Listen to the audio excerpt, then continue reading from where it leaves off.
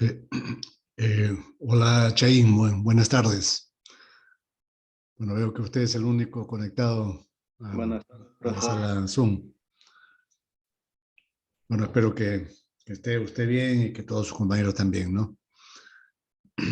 Bueno, vamos a continuar con las clases y vamos a comenzar ahora por varias semanas, unas 3 semanas por lo menos.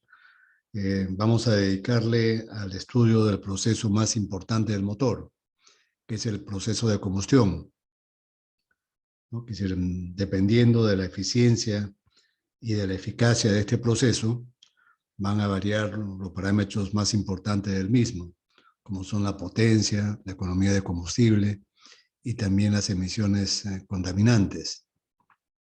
Entonces vamos a estudiar algunos principios básicos para saber organizar adecuadamente este proceso.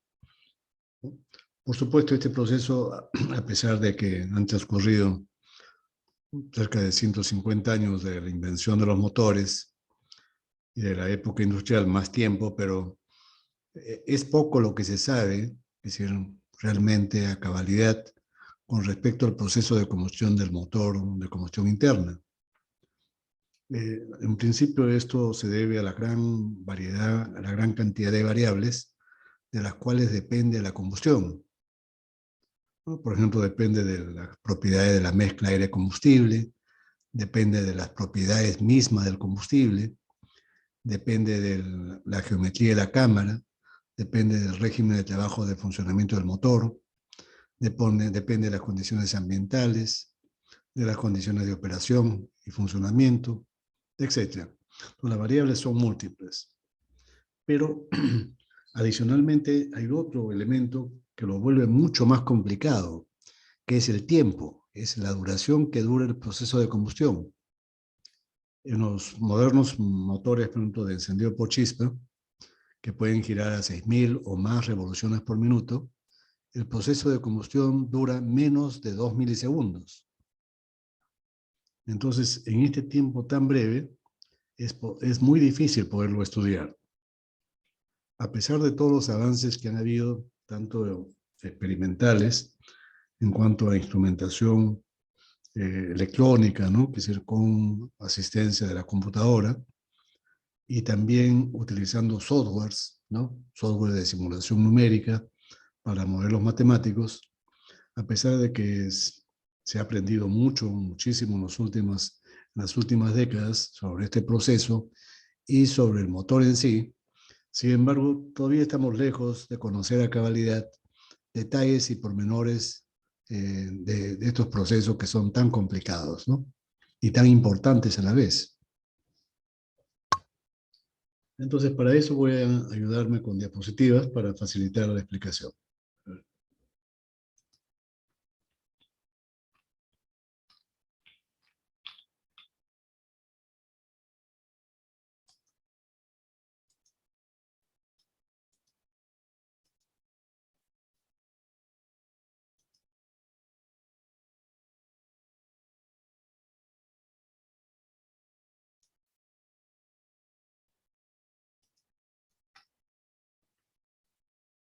Ya. Bueno, hay teorías básicas que ya de bastante antigüedad, ¿no? Desde la época en que comienza a utilizarse industrialmente el calor, que se aparecieron teorías que trataban de explicar, de alguna forma, cómo se podía prevenir los incendios y las explosiones en estos talleres o también en los depósitos de almacenamiento o en las refinerías principalmente, ¿no? Hasta el momento, estos principios se siguen utilizando, pero solamente como prevención, para prevenir incendios, ¿no? Sabiendo cómo se inician y qué elementos participan, uno puede controlar de alguna forma, con cierta facilidad, que ocurran estos percances. Pero por supuesto, no sirven de mucho, no son de mucha utilidad para explicar al detalle cómo se produce el proceso de combustión en los motores de combustión. Es decir, solamente se puede tratar de explicar es decir, a través de teorías mucho más complicadas, ¿no? Lo que vamos a hacer nosotros en el estudio de estos procesos, vamos a establecer principios generales, ¿no? Tratando de ver cómo se puede optimizar la combustión en el motor en aras de que los parámetros de funcionamiento sean óptimos. La potencia o la eficiencia del motor, la eficiencia térmica, o también para reducir las emisiones contaminantes. Entonces, para eso sí es muy útil el capítulo que vamos a estudiar, ¿no?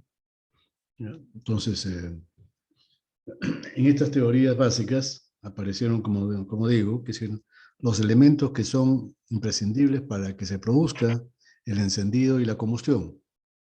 Por ejemplo, en la teoría llamada triángulo del fuego, ¿no? En la teoría del triángulo del fuego se trataba de ilustrar mediante un triángulo, ubicando en los lados del triángulo los elementos que participan en la combustión, que en ese entonces se establecieron como tres, ¿no? Tres elementos. El primero, en la base del triángulo, vean ustedes que está el combustible, que en los motores de combustión interna son hidrocarburos líquidos, ¿no? Derivados del petróleo. Claro, en la actualidad también se emplean gases, pero gases combustibles, pero igual sigue siendo válido esto como prevención. Repito, su utilidad está en evitar incendios y explosiones en, en almacenes, cisternas, talleres o en refinerías, principalmente. El otro elemento que es imprescindible está en el lado que está a la izquierda, que es el comburente. Comburente es un oxidante, ¿no? El oxidante que por excelencia se usa en los motores es el oxígeno del aire, ¿no? Salvo que sea pues una aplicación especial, ¿no? Yo me acuerdo que hace años había un programa de Jacques Cousteau. Jacques Cousteau es un oceanógrafo francés, ya muerto, ya fallecido, pero de fama mundial. Investigaba los fondos marinos y también la flora y la fauna en estos hábitats. Entonces, en uno de los viajes que él hizo a través del mundo, él viajó al lago Titicaca para ver cómo influía la altura en la fauna y en la flora lacustre del lago Titicaca. Y entonces, para que el motor de su yate tuviese la suficiente potencia, él utilizó, oxígeno puro. No, no creo que puro, sino, bueno, enriquecido con oxígeno, ¿no? El aire enriquecido de oxígeno, para que el motor no pierda tanta potencia. El Calisto era el yate de Jacques Cousteau. Entonces son casos especiales, por supuesto.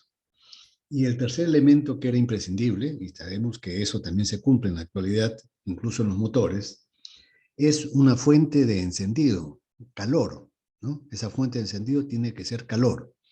Ese calor puede provenir de una chispa eléctrica, como ocurre en los motores de encendido por chispa, o también podría ser como en los motores diésel, que se utiliza el calor que produce la compresión. Cuando el aire se comprime en los motores diésel, este se calienta y se comprime para que el combustible se autoencienda, ¿no? Entonces, eso sigue siendo válido. Y el calor que se utiliza para este encendido, nosotros le vamos a llamar energía de activación, para que comience el encendido, ¿no? Energía de activación, para que comience el encendido del combustible. Ahora, esta teoría básica del triángulo del fuego rápidamente evolucionó y le agregaron un elemento más a los tres ya existentes que he mencionado, combustible, comburente y calor, le agregaron un cuarto elemento, pero no para que se inicie el fuego, sino para que se propague. Y este elemento es la reacción en cadena, un mecanismo de reacción en cadena. No era, es decir, había que evitar que el fuego que se produce en un incendio se propague, una vez iniciado se propague. Entonces, se estudió, que si ellos plantearon, y eso sigue siendo válido en los motores de encendido por chispa, que hay un mecanismo que va quemando paulatinamente el combustible. No todo se quema instantáneamente, salvo que sea una explosión. Pero si no es una explosión, entonces el combustible se quema rápido, pero paulatinamente. mediante un mecanismo llamado mecanismo de reacción en cadena, que lo vamos a explicar dentro de unos minutos más, ¿ya? Entonces, según estas teorías, para evitar los incendios y las explosiones en los almacenes o en estos ámbitos, era suficiente quitar uno de cualquiera de estos elementos. Por ejemplo, si uno le quita el combustible, pues el fuego se apaga de inmediato. O si uno le quita el oxígeno, o si también se le quita el calor, ¿ya? O también podríamos bloquear el mecanismo de reacción en cadena para que el fuego deje de propagarse.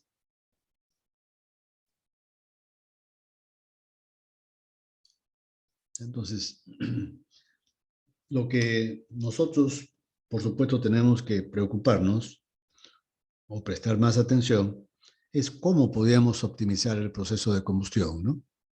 Y para ello tenemos que partir de principios básicos. Estos principios básicos ya los he mencionado de alguna forma anteriormente, ¿no? Y mencioné, y lo voy a reiterar ahora de forma más detallada, que son necesarios cumplir algunos requisitos básicos para que la combustión dentro del motor sea eficiente, ¿no? Y esto repercute en una alta potencia y una baja emisión de elementos contaminantes. Por ejemplo, la combustión, para que sea eficiente y sea poco contaminante, es necesario que se realice rápidamente y a la mayor temperatura posible. Hay una fuerte dependencia, una directa dependencia entre la rapidez de la combustión y las temperaturas. Mientras más altas son las temperaturas de las reacciones de combustión, mientras más altas sean las temperaturas, más rápidas van a ser las reacciones químicas, van a ser más eficientes y menos contaminantes. Entonces, este es el primer requisito, ¿no? Quizás el más importante. Aunque los tres son importantes, ¿eh? Pero, digamos, vamos a resaltar este primer requisito, ¿no? Que la combustión, para que sea eficiente, tiene que ser rápida. Si la combustión, por ejemplo, es lenta y se prolonga en el motor hacia la carrera de expansión, si es que se alarga mucho la combustión, entonces parte de la combustión se va a realizar ya cuando el pistón haya descendido. Y si el pistón desciende, el volumen dentro de la cámara de combustión aumenta, ¿no? Y nosotros ya sabemos que cuando el volumen aumenta, la temperatura pues tiende a disminuir, tiende a bajar. Por eso no queremos que ocurra eso, porque si baja la temperatura, la combustión se vuelve lenta, se ralentiza y se vuelve ineficiente, además de contaminante. El segundo requisito: la combustión debe realizarse oportunamente. Y oportunamente significa que debe realizarse en el momento más adecuado, ¿no? Y el momento más adecuado es cuando el volumen que ocupan los reaccionantes es el mínimo posible. Es decir, cuando el volumen de la cámara de combustión es el mínimo. ¿Y cuándo ocurre eso? Cuando el pistón está en la cercanía del punto muerto superior, ¿no? Al final de la carrera de compresión. Entonces, la combustión debe realizarse en las cercanías del punto muerto superior. Una pequeña parte antes de que el pistón llegue al punto muerto superior. Y la segunda parte después, pero sin prolongarse mucho. Todo siempre cerca del punto muerto superior, con la mínima duración. Entonces, eso es importante, ¿no? ¿Por qué? ¿Por qué ocurre eso? Porque cuando la combustión se realiza en la cercanía del punto muerto superior, toda la energía química que se desprende durante la combustión en forma de calor se transforma en temperatura. Y eso permite que la temperatura de los gases al inicio de la carrera de expansión sea la máxima. Y entonces la capacidad de realizar trabajo se optimiza completamente, ¿no? El trabajo se maximiza y con ello la eficiencia. Nosotros queremos que al inicio de la expansión tengamos la mayor presión y la mayor temperatura posible, sobre todo presión y temperatura, para que los gases se empujen con fuerza al pistón y se desarrolle trabajo mecánico durante esta carrera. El tercer requisito. Este requisito también está relacionado con los anteriores, por si acaso, ¿eh? Este requisito exige que la combustión sea la más completa posible. Es decir, que todo el combustible se queme, ¿no? Que no quede parte del combustible sin quemarse o quemarse parcialmente, sino que casi todo el combustible se queme. Queda la mínima cantidad de elementos que denoten combustión incompleta, como es el caso, por ejemplo, del monóxido, ¿no? El monóxido, si hay monóxido en los gases de escape, significa que se ha perdido energía, porque ese monóxido todavía contiene poder calorífico, todavía pudo haberse seguido quemándose. Lo mismo ocurre con los hidrocarburos. Si nosotros vemos, ¿no? Detectamos que hay hidrocarburos en los gases quemados, significa que esos hidrocarburos no terminaron de quemarse. Pudieron haber seguido desprendiendo calor, ¿no? Para que el motor desarrolle más potencia. Y otro es el hollín, ¿no? El hollín es típico de los motores diésel. Aparece hollín en los gases de escape del motor diésel cuando la mezcla es muy rica, ¿no? Entonces, como hay poco tiempo para que se queme todo el combustible que se inyecta durante la inyección del combustible, entonces parte de ese combustible no se quema, se craquea y se forma hollín. Ese hollín aparece en los gases de escape. Entonces, ya sabemos, hemos mencionado que la combustión incompleta se debe a dos factores principalmente, ¿no? O falta de aire,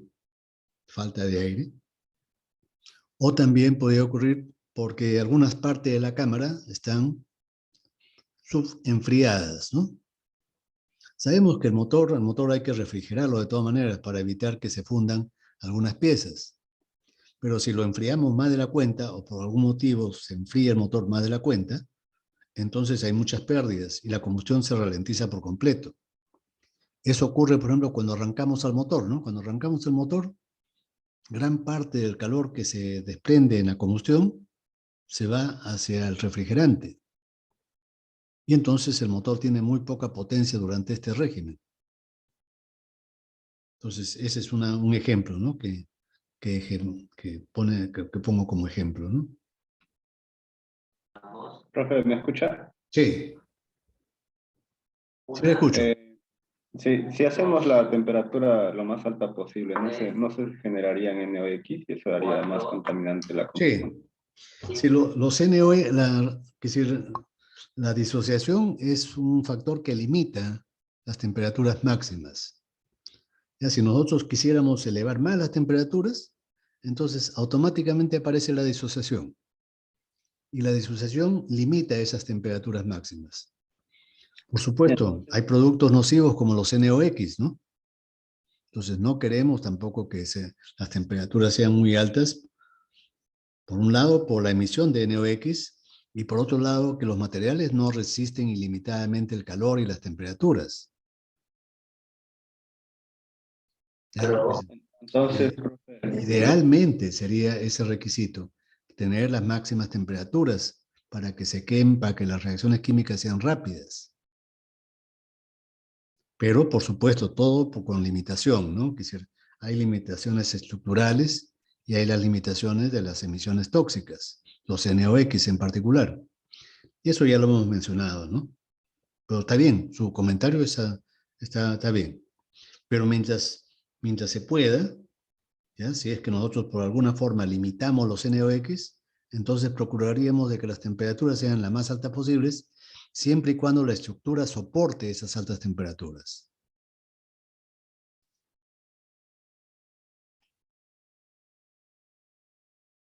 Ahora, como mencioné, es decir, el estudio del proceso de combustión lo vamos a separar, ¿no? Tanto para el estudio de la combustión HE como para la combustión diésel, porque difieren totalmente desde la forma como se inicia la combustión, cómo transcurre y cómo se apaga, cómo se extingue la llama. Todo difiere completamente, ¿no? Entonces, vamos a distinguir dos tipos de combustión o dos tipos de llamas. Una es propia de los motores de encendido por chispa y la otra es propia de los motores diésel. En los motores de encendido por chispa, que si nosotros asumimos que en el momento en que aparece el encendido con la chispa eléctrica, ya para ese momento todo el combustible se ha vaporizado, la mayor parte se ha vaporizado, y estando en estado de vapor el combustible se ha podido mezclar más o menos homogéneamente con el aire. ¿Ya? Más o menos homogéneamente con el aire. Entonces, el proceso de la formación de la mezcla en estos motores se produce antes que salte la chispa, antes que se produzca la combustión. Y por eso hablamos de la combustión o llama de la premezcla, de la mezcla que se formó antes del encendido, antes de la combustión. ¿Está bien? Se considera que mientras más homogénea sea la mezcla para un combustible determinado, más rápida se va a realizar la combustión. ¿Ya? Ahora, un requisito para que la mezcla sea homogénea es que el combustible se haya vaporizado. Solamente en estado de vapor podemos conseguir más o menos de que la mezcla se homogenice. Si el combustible no logra vaporizarse por completo, entonces vamos a tener combustión incompleta, de todas maneras. O vamos a tener productos del craqueo térmico, ¿no? El craqueo térmico, como ustedes saben, produce hollín. Ese hollín, generalmente en los motores encendidos por chispas, se queda pegado a las paredes, ¿no? Y en los motores diésel, sale en los gases de escape en forma de partículas negras de carbón suspendidas en los gases. Estas mezclas homogéneas tienen un inconveniente cuando se queman. ¿Cuál es ese inconveniente? ¿Cuál es esa limitación? Que la relación aire-combustible tiene que estar dentro de ciertos rangos para que esa mezcla pueda encenderse y pueda arder. ¿Ya? Entonces, se habla de límites de inflamabilidad. Entonces, ese rango durante el cual la mezcla es inflamable y se puede encender y puede combustionar, tiene que estar cercana a la relación estequiométrica. Para ello, la relación aire-combustible tiene que estar entre 12 y 18 kilogramos de aire por cada kilogramo de combustible. Esto equivale más o menos a un coeficiente de exceso de aire alfa, que está entre 0,8 y 1,2.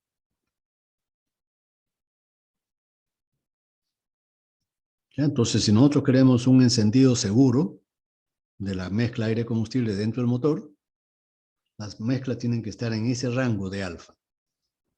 Mezclas demasiado pobres o demasiado ricas no se encienden, por más potente que sea la chispa. Ya uno le puede poner 2 bujías o una bujía con 3 electrodos y no se va a encender. Entonces, esa limitación tiene en estas mezclas homogéneas, ¿no? Que arden siempre y cuando la relación aire-combustible esté dentro de cierto rango de inflamabilidad. Ahora, en los motores diésel, ¿qué cosa se asume? Y si nosotros sabemos que ahí solamente en el motor diésel se comprime aire y que el combustible se inyecta al final del proceso de compresión. Entonces, hay un periodo durante el cual se inyecta el combustible y el combustible se mezcla heterogéneamente con el aire, heterogéneamente. En alguna zona de la cámara se forman zonas propicias para el autoencendido, ¿no es cierto? Entonces se produce el autoencendido de una apreciable cantidad de aire combustible que ha alcanzado esas condiciones de autoencendido y se produce una pequeña explosión. Como he mencionado ya en alguna clase pasada, el encendido en los motores diésel siempre comienza con una explosión en cada ciclo. El inicio de cada combustión es con una explosión. Y después, ¿qué cosa pasa? El combustible se sigue inyectando. No es que se enciende y ahí acaba la inyección. No. La inyección prosigue. Y en gran parte, que es decir, el encendido es decir, el encendido, la combustión y la inyección del combustible prosiguen en paralelo, simultáneamente. ¿Qué cosa va ocurriendo? A medida que el combustible se va quemando, se va formando gases quemados. Y esos gases quemados, la presencia de esos gases quemados, obstaculizan la mezcla de los vapores que se están formando en la mezcla con el aire. Voy a hacer un dibujo para que se entienda mejor lo que acabo de decir, ¿ya? Porque es un poquito, complicado con palabras. Mejor con dibujo. Voy a tratar de explicarlo un poco mejor. Para el motor diésel, ¿no? Donde la mezcla, acabo de decir que es siempre heterogénea. En todo momento la mezcla es heterogénea. Y el proceso de formación de la mezcla, en gran parte, transcurre paralelamente al quemado. Se va inyectando y se va quemando simultáneamente. Como si fuera un lanzallamas, ¿no? ¿Han visto ustedes cómo funcionan los lanzallamas? Se lanza el combustible y se va quemando simultáneamente. Así más o menos. Pero voy a utilizar un dibujo para que se entienda un poco mejor. Voy a hacer el dibujo de un motor que tenga cámara de combustión, como el que voy a dibujar en la figura.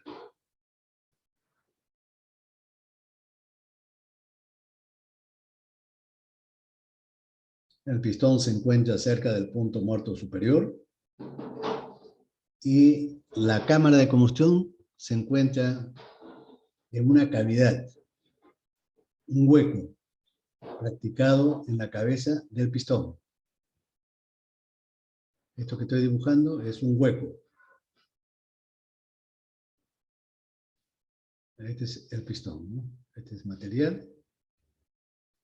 Y lo que está en blanco es vacío, es un hueco. En la parte superior está el inyector.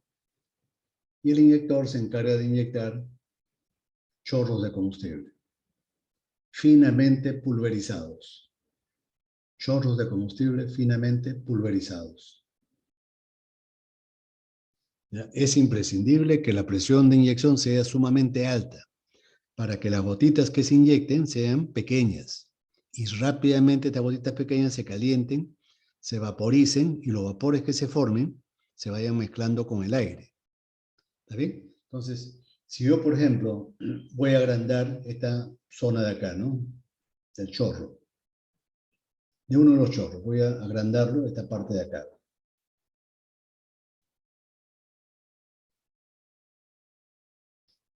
Voy a poner acá.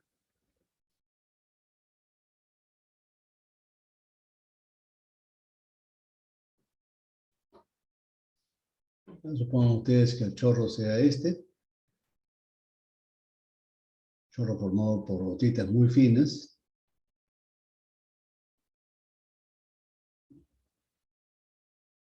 Y las primeras gotas inyectadas van a estar en el frente de este chorro. Van a estar en el frente, en la parte delantera, ¿no? Y son las gotitas que van a tener más tiempo de vaporizarse. ¿Ya? Esta zona se ha vaporizado, porque son las primeras gotas que se han inyectado. Entonces, estas gotitas se van a mezclar, estos vapores, mejor dicho, se van a mezclar con el aire, se van a difundir con el aire, ¿no?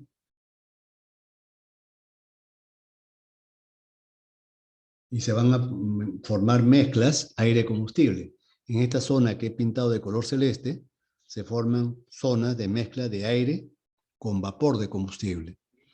Y entonces, con ello, aparecen las condiciones para el autoencendido. ¿Cuáles son las condiciones para el autoencendido? Vamos a enumerarlas. Condiciones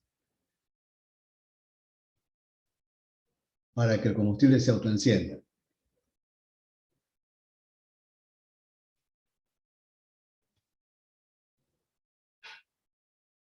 La primera condición es que el combustible esté en estado vapor. Combustible en estado vapor.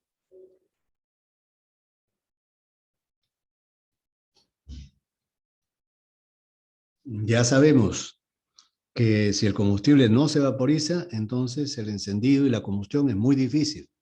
Y lo más probable es que el combustible solamente se craquee. Ese término tienen que repasarlo. ¿Qué cosa es el craqueo térmico, no? Saben ustedes que el craqueo térmico es cuando el combustible líquido se descompone solamente por efecto del calor, sin llegar a oxidarse. No combustiona, solamente se rompen las cadenas y el combustible se convierte se desprende carbón y ese carbón se deposita en las paredes de la cámara de combustión, si es que no salen al exterior, ¿no? También pueden salir al exterior y ya no con los gases de escape. Entonces, para que no ocurra eso, el combustible tiene que estar en estado de vapor para que se pueda autoencender.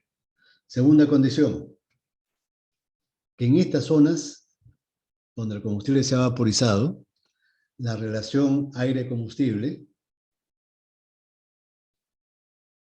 y alfa local, en esa zona, esté dentro de cierto rango de inflamabilidad. ¿Cuál es ese rango? Entre 0,3 y 1,5. Es decir, con un alfa, de todas maneras, un poco cerca de 1, ¿no? Si yo, por ejemplo, si hay zonas muy pobres, como acá, por ejemplo, acá la zona es solamente aire, ¿no? Acá es aire. Entonces acá el alfa puede llegar a 8, 9. Ahí no se va a autoencender porque no hay combustible. Casi todo es aire. Tampoco se va a encender a donde no ha llegado el aire. Acá, por ejemplo, tampoco no se va a autoencender porque ahí no ha entrado el aire. Entonces, van donde la mezcla tenga esta composición con este alfa, solamente ahí es posible que se autoencienda. Pero es necesario una tercera condición, que la temperatura local menos la temperatura de autoencendido sea por lo menos de 200 grados centígrados. La temperatura de autoencendido de un gasóleo está entre 200 y 250 grados centígrados. ¿Qué significa eso? Que la temperatura local, en el punto donde se va a autoencender, por lo menos la temperatura tiene que ser de 400 grados. Eso es necesario para que el autoencendido sea rápido y efectivo. Claro, a una temperatura menor también se puede autoencender, ¿no? Pero se va a demorar mucho en autoencenderse. Y es posible que este autoencendido ya ocurra cuando el pistón esté descendiendo. Y eso no debe suceder, ¿no? El autoencendido inicial debe ser rápido, cerca del punto muerto superior. Para que ello ocurra, la temperatura en ese sitio tiene que ser de por lo menos 400 grados. Esta temperatura tiene que ser por lo menos de unos 400 grados. ¿Está bien? Ahora, ¿qué cosa va a pasar? Como esta zona es relativamente grande, la zona donde se alcanzan estas condiciones, estas tres condiciones, es relativamente grande, todo eso se va a autoencender y va a producir una pequeña explosión. Esta es una explosión. Por eso mencioné que el inicio de cada combustión en el motor diésel, en cada ciclo, se inicia con una explosión, con un ruido fuerte. ¿Ya? Ahora, una vez que aparece esta llama, estas gotitas de combustible que se están inyectando después de haberse iniciado el encendido, van a caer directamente al fuego, a la llama. Y cuando caigan a la llama, ¿qué le va a pasar? De inmediato se van a vaporizar y se van a encender. El encendido va a ser fácil, ¿ya? Porque ya el combustible está cayendo en la zona de la llama. Es como una fogata, si yo le echo querosene con un chisguete, ese querosene de inmediato se va a quemar. Lo mismo ocurre acá. Las gotitas que después del encendido se inyecten van a caer en el fuego y se van a encender de inmediato. Pero ¿qué va a pasar con la cámara a medida que transcurra la combustión? ¿De qué se va a llenar? Se va a llenar de gases quemados, ¿no? Gases quemados. Voy a ponerlo de color morado. Se va a llenar de gases. Y estos gases van a facilitar o van a obstruir la mezcla del vapor que se está formando con el aire. No es cierto que la presencia de estos gases van a obstruir, van a dificultar que los vapores de las gotas de combustible que recién se han inyectado se mezclen con el aire. Le va a costar al combustible encontrar aire libre, oxígeno libre, porque toda la cámara se está llenando de gases quemados. La cantidad de aire cada vez es menos y la cantidad de gases quemados cada vez es más. Esto dificulta que las últimas partículas del combustible inyectado se quemen mal, no encuentren oxígeno, no tienen tiempo para encontrar oxígeno. Solamente se van a craquear. Ya saben ustedes que el craqueo lo que produce es humo negro. Esto es típico de los motores diésel, ¿no? El humo negro es típico de los motores diésel. ¿Por qué? Por el craqueo. Porque las últimas partículas del combustible inyectado no logran encontrar oxígeno suficiente, no tienen tiempo. Y de paso, los gases quemados en las etapas previas obstaculizan ese mezclado.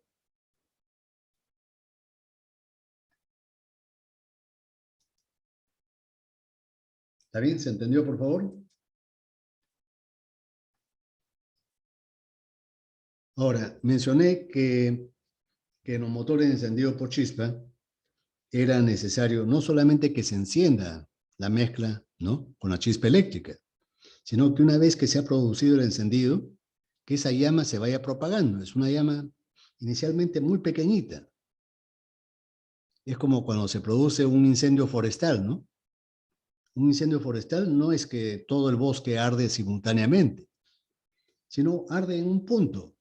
Por ejemplo, alguien deja una colilla de un cigarro prendido, ahí comienza el incendio. O una fogata mal apagada, o un rayo, ¿no?, de las nubes. Cae un rayo de las nubes, entonces ese rayo cae en hojas secas y se produce el incendio. Pero no es que todo el bosque arda simultáneamente. Al inicio el incendio es pequeñito, ¿no?, que se puede apagar con facilidad. El problema es cuando va avanzando el incendio, cada vez abarca mayor cantidad de árboles y el fuego se vuelve más intenso. Y si hay viento, es peor todavía, ¿no? El viento propaga el incendio con mucho más rapidez. Entonces, la única forma es decir, por ejemplo, ¿qué cosa hacen los bomberos forestales? Abren zanjas en el suelo para evitar que el fuego siga avanzando. ¿Han visto ustedes en las películas que se cavan cercos, es decir, canales, zanjas? Y entonces ahí cortan el mecanismo de propagación. Ese mecanismo es un mecanismo de propagación de reacción en cadena. Para explicarlo con sencillez, acá por ejemplo con un fósforo, ¿no? Yo puedo prender el primer fósforo, prendo el primero. El calor que genera la combustión del primer fósforo se propaga al segundo. Se transmite calor.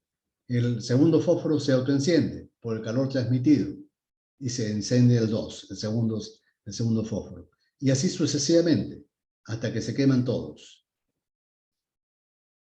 De esa forma sencilla se puede explicar el mecanismo de reacción en cadena. Ahora, en la realidad, este mecanismo es sumamente complejo. Miren, para una combustión aparentemente tan sencilla, ¿no?, como es la quema del hidrógeno con oxígeno, uno podría pensar que se mezcla el hidrógeno con el oxígeno y automáticamente aparece el agua. Pero no.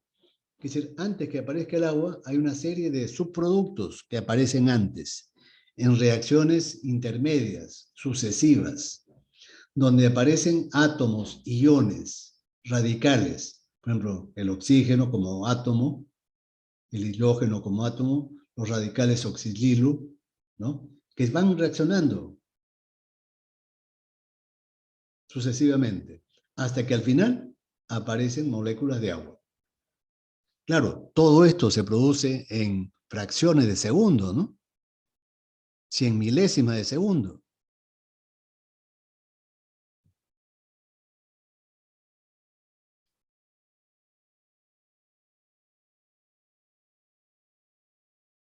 Entonces, si nosotros quisiéramos resumir, ¿no?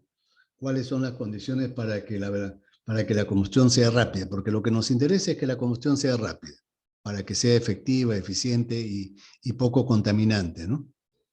La primera es que ¿de qué factores depende esta rapidez de la combustión? El primer factor tiene que ver con la temperatura. La temperatura, a su vez, influye sobre la velocidad de las reacciones químicas. La velocidad de las reacciones químicas, vamos a llamarle WRQ, es función directa de la temperatura. Claro, y de otros factores, ¿no? No solamente de la temperatura. La presión también influye, pero en menos grado. La temperatura es un factor mucho más influyente. Y hay una serie de factores. La geometría de la cámara, ¿no? La pulverización del combustible, la homogenización de la mezcla, etcétera, etcétera. Hay una serie de factores. Pero el más importante es la temperatura. Entonces, pero nosotros sabemos que la propagación de la llama en un motor encendido por chispa es por la reacción en cadena que acabamos de describir, ¿no? Es decir, si nosotros, por ejemplo, vemos acá una cámara de combustión de un motor encendido por chispa, ¿no? Acá en la diapositiva. Aquí en la parte derecha está la bujía. Durante el encendido se produce la chispa acá, entre los electrodos de la bujía, ¿no? Y se va formando un frente de llama. Un frente de llama. ¿Qué cosa es ese frente de llama? ¿En qué consiste? Para entenderlo con rapidez, voy a mostrar una fotografía. ¿Qué fotografía es esa? ¿No es cierto que es de un incendio forestal? ¿No? De un incendio forestal. Es decir, en ese momento yo he tomado la fotografía del incendio. ¿Qué cosas noto yo? Noto que hay varias zonas. A la derecha está la zona quemada, carbonizada. Sería esta zona de acá que está pintada de color rojo, ¿no? La zona equivalente a la zona de color rojo. Después veo a la izquierda, veo la zona que todavía no se ha quemado, todavía está verde, ¿no? Zona no quemada. Delante del frente de llama. Zona delante del frente de llama. Y lo que veo de color amarillo, anaranjado, ¿qué cosa es? Es lo que en ese momento está ardiendo. Y a esa zona le vamos a llamar frente de llama. Esto es frente de llama.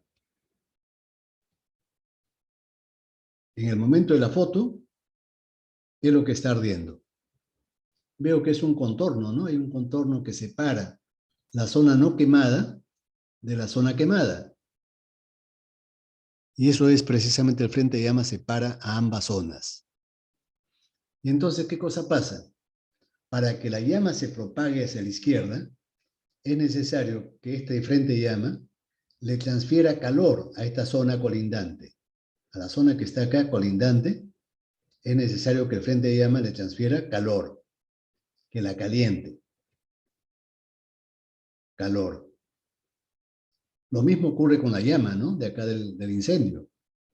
La llama, que se le va a transmitir calor a la hierba seca que está cerca, colindante. Pero no solamente le transmite calor. Aparecen unos subproductos, ¿ya? Unos subproductos que catalizan la transmisión de calor y el encendido de la zona colindante. No es suficiente que le transmita solamente calor, sino tiene que transferirle estas sustancias que actúan como catalizadores. Estas sustancias son subproductos de las reacciones intermedias. Pero estos subproductos son muy reactivos, son inestables y reactivos. ¿Qué cosas son? Son, por ejemplo, radicales, iones, átomos, peróxidos. Sustancias que rápidamente se mezclan, se combinan con el oxígeno del aire y producen calor. Es imprescindible que le transfiera también a esta zona colindante esos peróxidos, esos radicales. Ahora, si es que hay turbulencia, Acá en el bosque, ¿qué cosa ocurre con el incendio?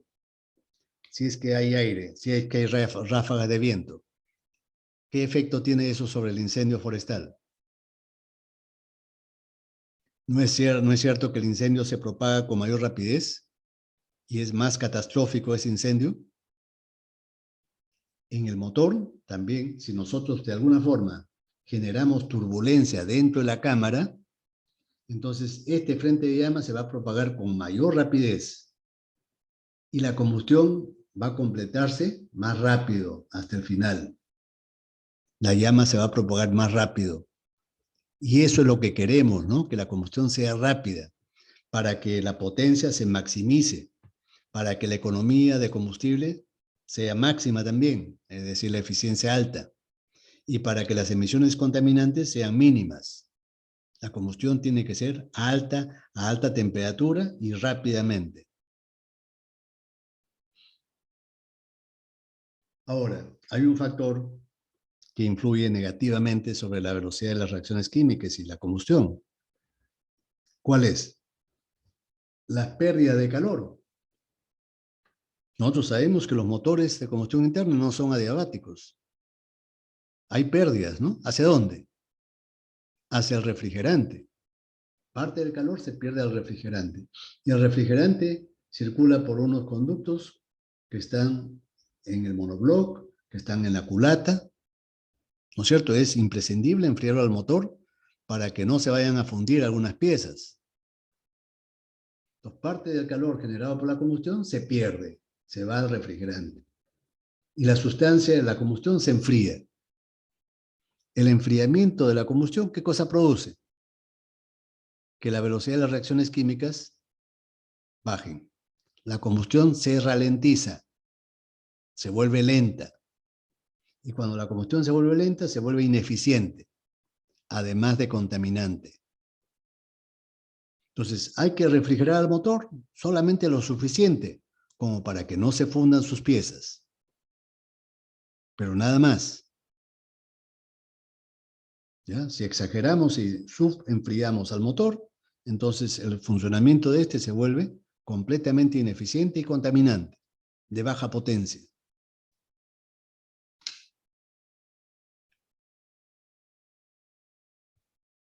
Ahora, ¿qué cosa es una reacción química? ¿Cuándo se produce una reacción química? Hay diversas teorías, desde las muy sencillas hasta las muy complejas, ¿no? La más sencilla es la que se explica mediante choques. Es decir, durante la combustión, los reactivos chocan entre sí. Las partículas de aire chocan con las partículas de combustible y al chocar, ¿qué cosa ocurre? Los enlaces de los reaccionantes, los enlaces químicos de los reaccionantes, se rompen. Se rompen. Y al romperse dan origen a que se formen otros enlaces. Los enlaces de los productos. Se forman otras sustancias. Y al romperse los enlaces iniciales, se desprende calor. Ese es el calor de la combustión. Ese es el calor que produce el trabajo útil dentro del motor.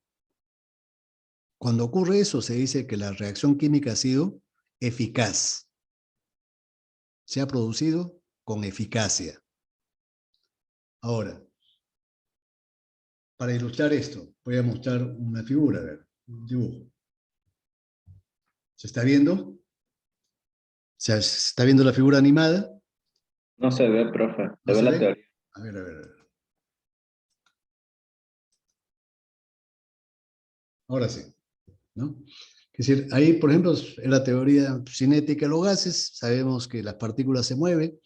Tenemos el aire, que son las partículas celestes, y el combustible que está en estado de vapor, estamos considerando que se ha vaporizado, son las partículas de color rojo. Entonces, para que se produzca la reacción química, las partículas de aire tienen que chocar, literalmente, con las partículas de combustible. Pero chocar con la suficiente energía cinética, ¿no? Chocar con la suficiente velocidad para que se pueda vencer las fuerzas de reacción que producen las cargas negativas, ¿no? Porque cuando las partículas se acercan, lo primero que chocan son las nubes de electrones. tanto el aire como el combustible tienen nubes electrónicas conformadas por electrones, valga la redundancia. Y entonces cuando las nubes electrónicas se acerquen, van a sufrir fuerza de repulsión, van a repelerse.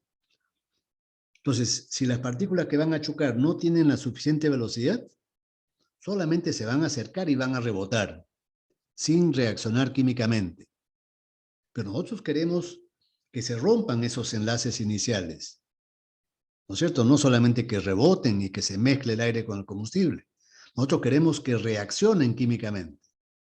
Entonces, para que reaccionen químicamente, la velocidad de las partículas que van a chocar tienen que ser lo suficientemente altas. Tienen que tener una energía cinética lo suficientemente alta para que se rompan los enlaces iniciales, se venza la fuerza de repulsión eléctrica y haya un choque efectivo, eficaz.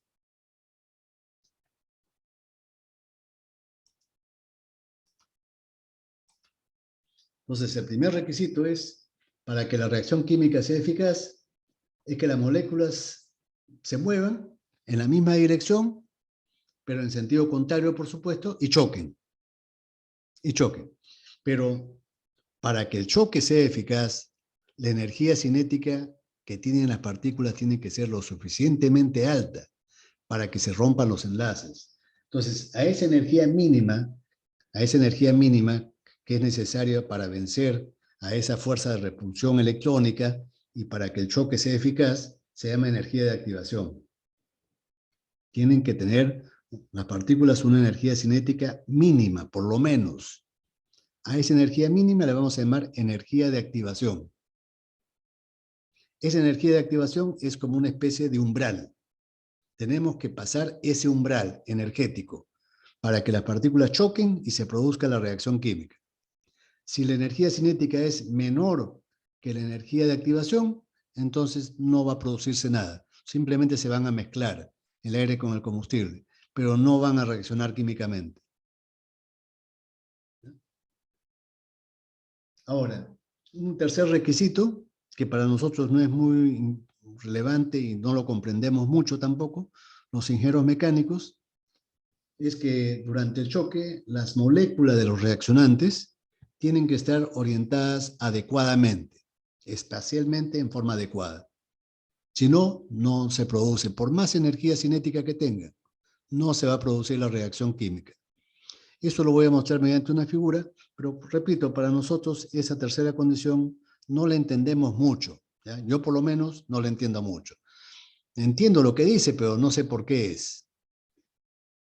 La voy a explicar después. ¿Ya? Entonces, recopilando, el primer factor que influye sobre la eficacia de las reacciones químicas es la temperatura, ¿no? La temperatura tiene que ser alta para que la energía cinética de las partículas sea alta. Eso lo sabemos por la teoría cinética de las moléculas, ¿no? De los gases. Y esto va a influir, por supuesto, en la velocidad al cuadrado. Son proporcionales, ¿no? Temperatura, energía cinética y la velocidad de las partículas al cuadrado son proporcionales. Entonces, a mayor temperatura va a haber mayor energía cinética, como se indica aquí, ¿no? A mayor energía cinética, mayor frecuencia de choques. Y eso es lógico. Si las partículas se mueven más rápido, van a haber más choques por unidad de tiempo. Y además, más choques efectivos, eficaces, como se indica acá, ¿no? Choques eficaces. No solamente que choquen, se acerquen y no produzcan reacción química. Eso no nos sirve para nada. Nosotros queremos que después del choque se forme una reacción química. Eso se ilustra aquí, ¿no? El aire, por ejemplo, dos reactivos, ¿no? El aire y el combustible. Tienen que acercarse en la misma dirección en sentido contrario. Pero si la energía cinética no es lo suficientemente alta, es decir, es menor que la energía de activación, este acercamiento solamente va a producir mezcla. No van a reaccionar químicamente.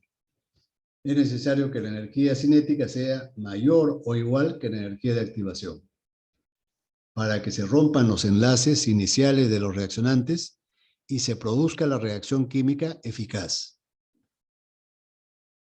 Mientras mayor sea la temperatura, mayor va a ser la energía cinética y más garantía de que la reacción química sea eficaz. Esta energía cinética depende de las temperaturas.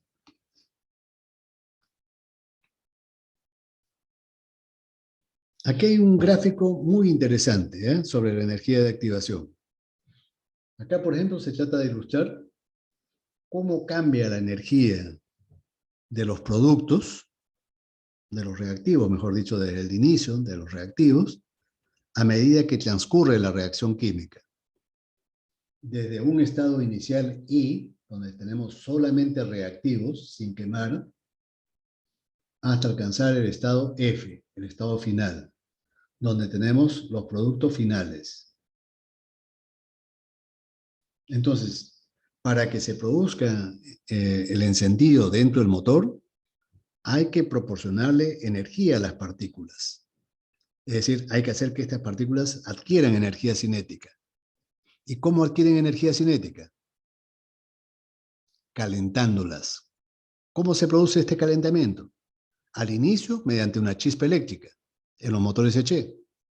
Y en los motores diésel, por la compresión del aire. ¿No? Que si cuando inyectamos el combustible en aire caliente, le transferimos calor y temperatura a las partículas de combustible. Entonces, esos reactivos se energizan. Al calentarse se energizan. Pero todavía no están ardiendo. ¿Ya? Se energizan. Hasta alcanzar un estado crítico. Este estado 2. Vamos a llamarle estado 2. Del estado 1 o I, estado 1, que también le podemos llamar estado I, hasta el estado 2. En el estado 2 alcanzamos las condiciones críticas, mínimas necesarias para que se produzca la reacción química eficaz. En ese estado se forman estos elementos que son altamente reactivos, que le vamos a llamar complejo activado. ¿Qué cosas son estos elementos reactivos? Ya lo hemos mencionado, ¿no? Son radicales, iones, átomos, peróxidos, que actúan como catalizadores de la combustión química, de la reacción química. Si no alcanzamos ese estado 2 crítico, no se van a producir estos elementos y la reacción química no se va a producir. Entonces vean ustedes que después ya se produce la reacción química, se desprende calor hasta el estado final.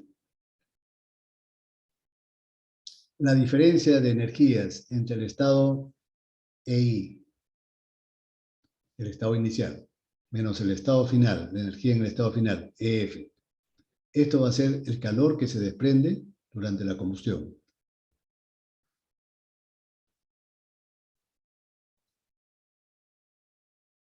Ahora, surge una pregunta que les hice a sus compañeros de la clase de 2 a 4, el día de hoy. Entonces, les pregunté, ¿no? En un motor de encendido por chispa, siendo esto la energía de activación. Esta es la energía de activación.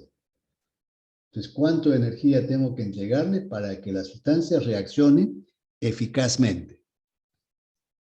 En un motor de encendido por chispa, es conveniente que esa energía de activación sea alta o baja.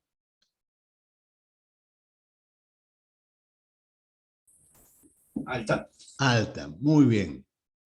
En un motor de encendido por chispa es necesario que esa energía sea la más alta posible. ¿Por qué?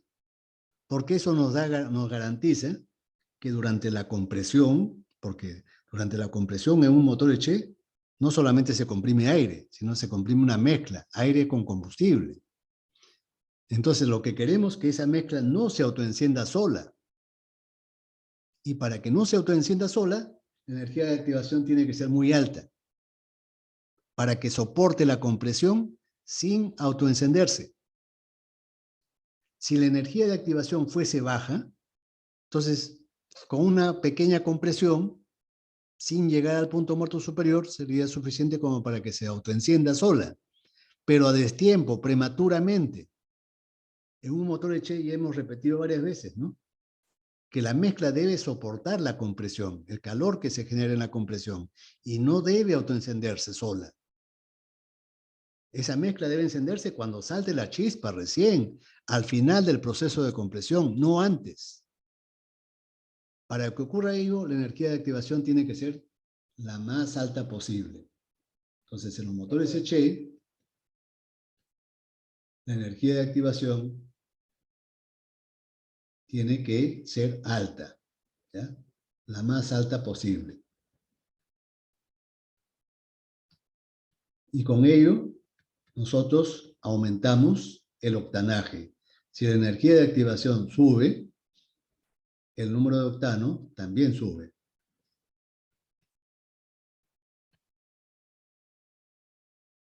En un motor diésel es al revés.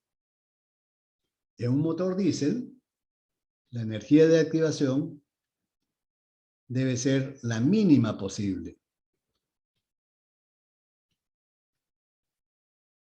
para que rápidamente se autoencienda. Ahí queremos que se autoencienda. Entonces, la energía de activación, mientras más pequeña es, esto va a determinar que el número de cetano sea alto. Y eso es lo que queremos en el motor diésel. Ahora, ¿cómo nosotros podríamos aumentar la energía de activación o el octanaje en los motores Eche?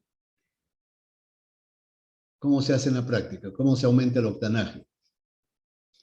¿No es cierto que con aditivos? ¿No? Con aditivos. Echándole aditivos, nosotros elevamos la energía de activación y aumentamos el número de octano. Pero no porque yo le echo aditivos cambia este calor que se desprende. En una de las preguntas del examen parcial, yo le preguntaba si el poder calorífico de las gasolinas cambiaba con la adición de aditivos. ¿No es cierto? No, y no cambia significativamente, cambia insignificantemente. Por eso las gasolinas de 97 octanos tienen un poder calorífico muy parecido a la de 90 o la de 84. Pero no son gasolinas iguales, ni cuestan igual. ¿En qué cosas se diferencian? No se diferencian por el poder calorífico, ¿eh? El poder calorífico es muy parecido. Se diferencian por la capacidad que tienen de soportar la compresión y no autoencenderse, de soportar el autoencendido y la detonación. Cuando yo utilizo una gasolina cara de 97 octanos, es porque esa gasolina yo la puedo utilizar en un motor de alta relación de compresión, sin riesgo a que detone. Y entonces, ¿qué cosa me va a permitir que el motor tenga alta relación de compresión? ¿Qué ventaja hay que el motor tenga alta relación de compresión? Que con altas relaciones de compresión yo obtengo altas eficiencias. Y con las altas eficiencias, con el mismo combustible, con la misma cantidad de combustible, obtengo más potencia. La potencia no la obtengo porque tenga mayor poder calorífico, sino porque estoy utilizando mayores relaciones de compresión, lo que me permite obtener mayores eficiencias y mayores potencias. ¿Se entiende eso bien, por favor, lo que acabo de decir? Sí, ingeniero, Ya. pero no decía que la relación de compresión no hace variar mucho la eficiencia. No, no, no. Lo que he dicho es que el número de octano no cambia mucho el poder calorífico. Ahora, en cuanto a la eficiencia y la relación de compresión, lo que usted me pregunta, ¿no? Claro, esta curva no es una recta, no es, perdón, es una curva creciente, ¿no? No es lineal, pero es creciente. De todas maneras aumenta. Claro, a medida que yo aumento la relación de compresión, cada vez aumenta menos, pero siempre sigue aumentando. ¿Ya? Esa curva no es asintótica. Crece poco al final, por supuesto, pero esa no es la idea de lo que quiero explicar en este momento, ¿no? Sino que cuando yo utilizo gasolinas de alto octanaje, es para utilizarla en motores de alta relación de compresión, porque esa gasolina me va a soportar el autoencendido y la detonación. Y eso, en un motor de alta relación de compresión, obtengo altas eficiencias. Y si el motor es más eficiente, con la misma cantidad de combustible voy a obtener más potencia. Eso es lo que quiero explicar. Ahora, ¿qué pasa, por ejemplo, si en un motor que está hecho para trabajar con 90 octanos, yo le echo gasolina de 97? ¿Gano algo o no?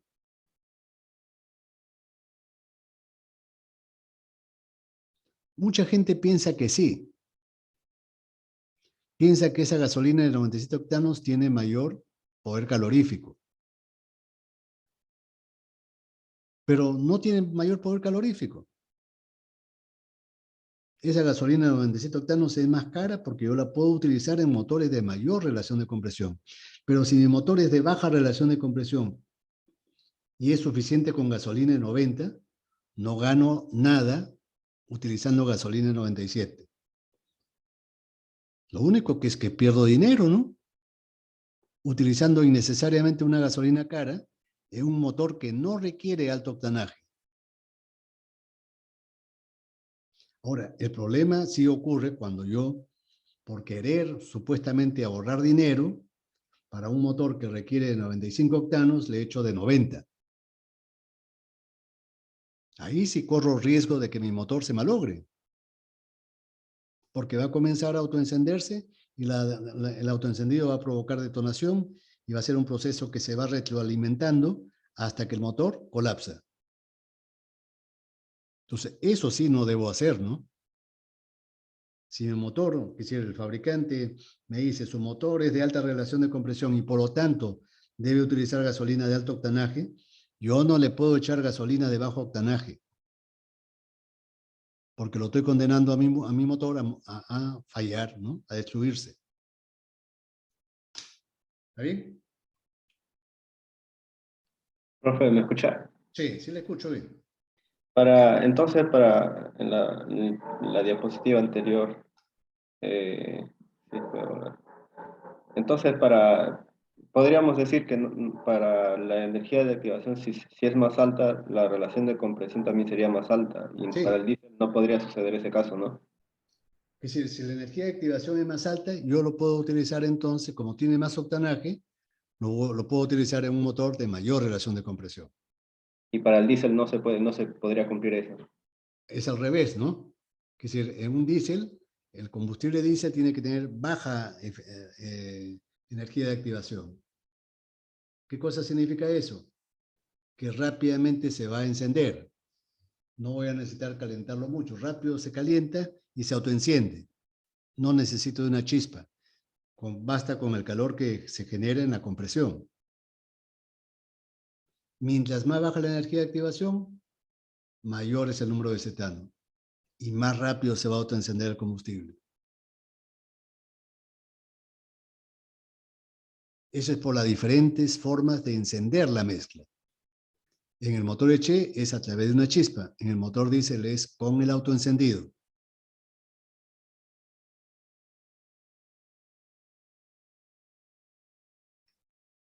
¿Ahí? ¿Se entendió? Sí, profe. Sí, ya.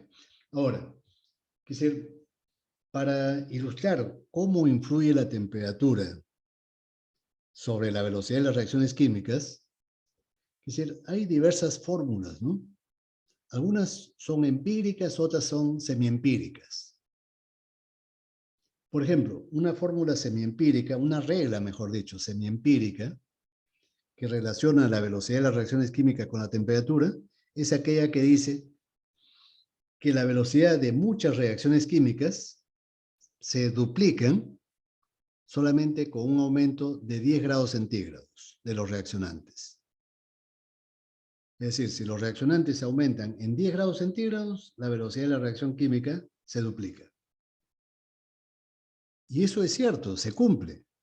Miren, y se cumple en muchos aspectos o ejemplos de la vida cotidiana. Por ejemplo, en la cocción de alimentos. La cocción de alimentos es básicamente un proceso químico. Cuando nosotros nos ponemos a sancochar, por ejemplo, o a cocinar frijoles, ese proceso de cocción implica una transformación química del frijol. Y ese proceso de cocción, ¿a qué temperatura hacemos hervir los frijoles? En agua. No es cierto que la presión atmosférica estándar, acá en la costa, es de 1 atmósfera y 100 grados centígrados. Cuando los frijoles se están cociendo, el agua está hirviendo a 100 grados centígrados. Ahora, si yo quisiera acelerar ese proceso de cocción, ¿hay algún medio en la actualidad que se pueda utilizar en la cocina para acelerar el proceso de cocción? Sí, ¿no? Son las ollas a presión.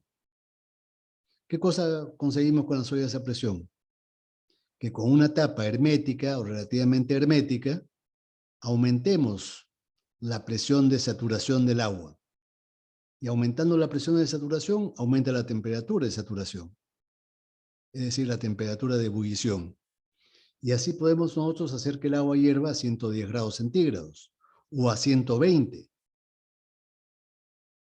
Si, por ejemplo, la olla es hermética y permite que la temperatura de ebullición aumente a 110 grados centígrados, estamos logrando que la temperatura de cocción aumente en 10 grados.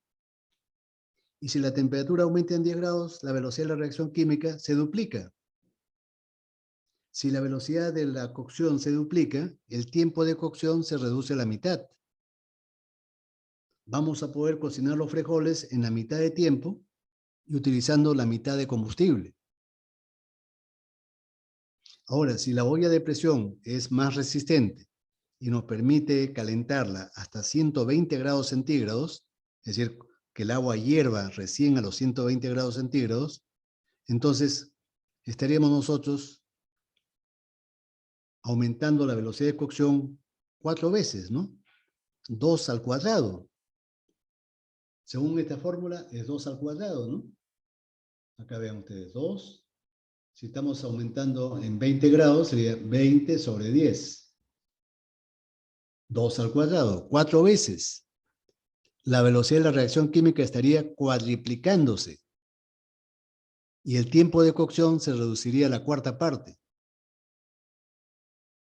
Entonces, si se cocen, por ejemplo, frijoles en 1 hora normalmente, en una olla común y corriente, con una olla a presión robusta, podríamos cocinar esos mismos frijoles en 1/4 de hora. Y el gasto de combustible también se reduce a 1/4 parte. Lo único malo es que una olla a presión cuesta mucho más que una olla común y corriente.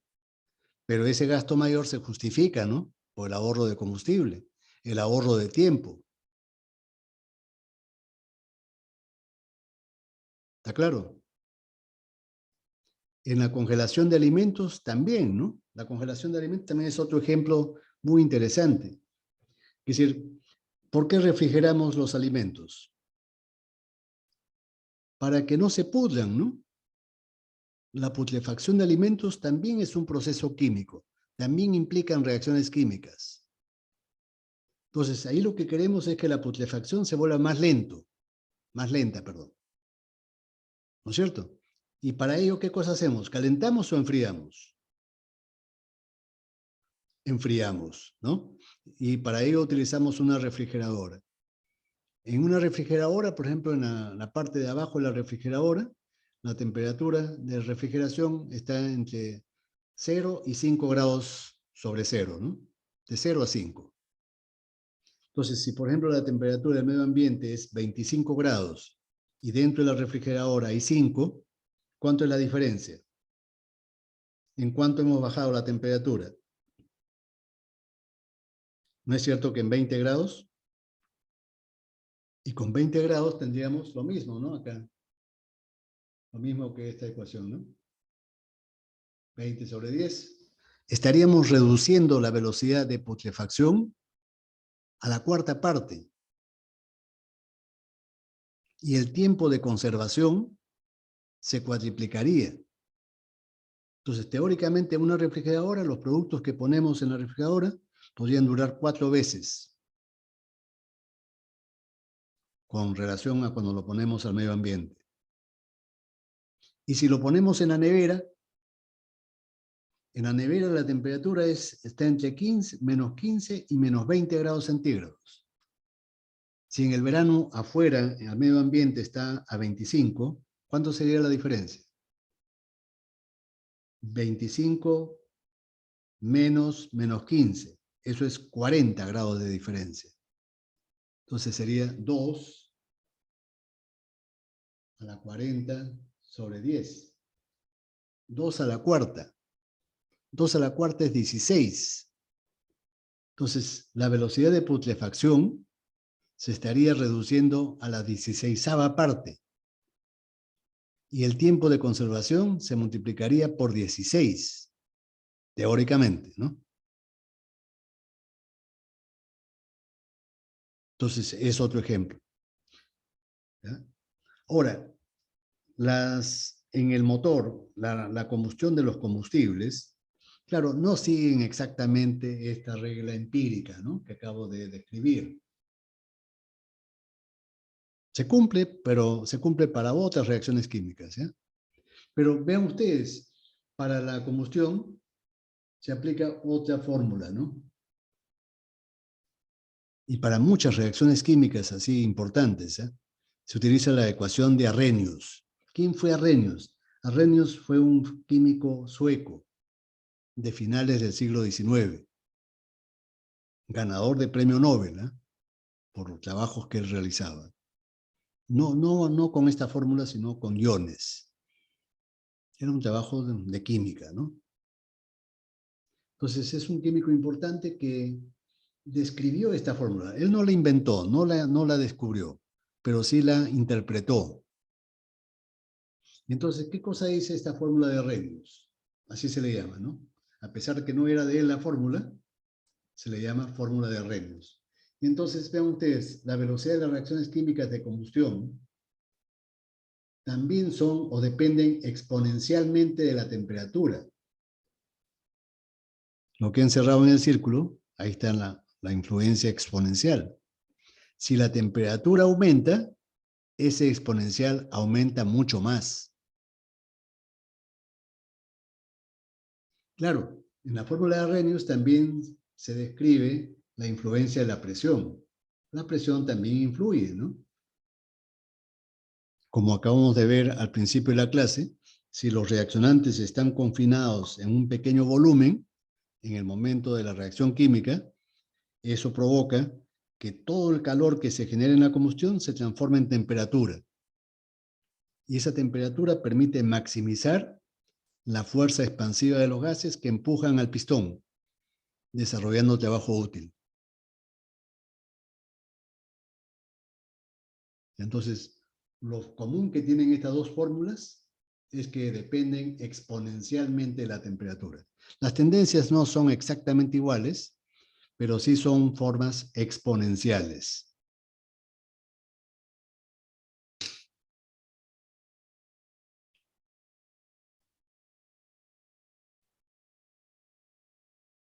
Acá, bueno, esto ya lo he dicho con palabras, ¿no? Que si la presión también influye, ¿no? ¿Por qué influye la presión? Porque eso implica mayor concentración de reactivos, de los reaccionantes, ¿no? Es decir, es conveniente que los reactivos estén confinados en un volumen muy pequeño, y eso ocurre cuando el pistón está cerca del punto muerto superior. Ahí debe producirse la mayor cantidad de la combustión. Ahí debe transcurrir la combustión, ¿no? En las cercanías del punto muerto superior, porque ahí los reactivos están confinados en un pequeño volumen. Nosotros sabemos que si el volumen aumenta, Si, por ejemplo, si la combustión se atrasa, se produce más tarde y el volumen aumenta, porque el pistón comienza a descender. Y si el volumen aumenta, la presión desciende. Y la temperatura también desciende. Entonces, eso no nos conviene, ¿no? Que la reacción química se desarrolle a bajas temperaturas, no nos conviene porque sabemos que las reacciones químicas se vuelven lentas, ineficientes y además contaminantes.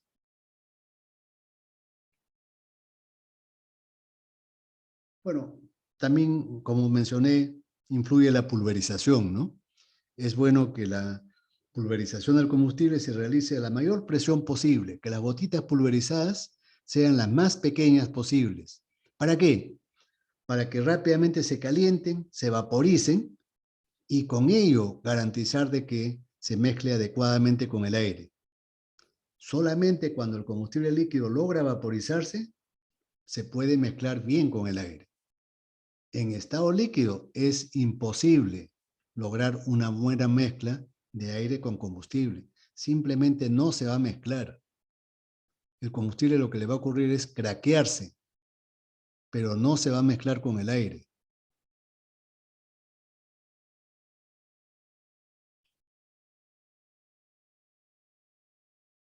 Esto de la orientación espacial está aquí, ¿no? Bueno, no es muy relevante para nosotros, pero de todas maneras lo voy a indicar. Por ejemplo, en esta reacción química, ¿no? Del monóxido de nitrógeno con el ozono, vean ustedes, acá tenemos los mismos reaccionantes, monóxido de nitrógeno, en los dos, arriba y abajo, y tenemos el ozono, también el mismo, arriba y abajo. Pero vean ustedes, la orientación espacial de las moléculas no es la misma, ¿no? Vean ustedes el ozono de arriba y compárenlo con el de abajo. No es la misma orientación.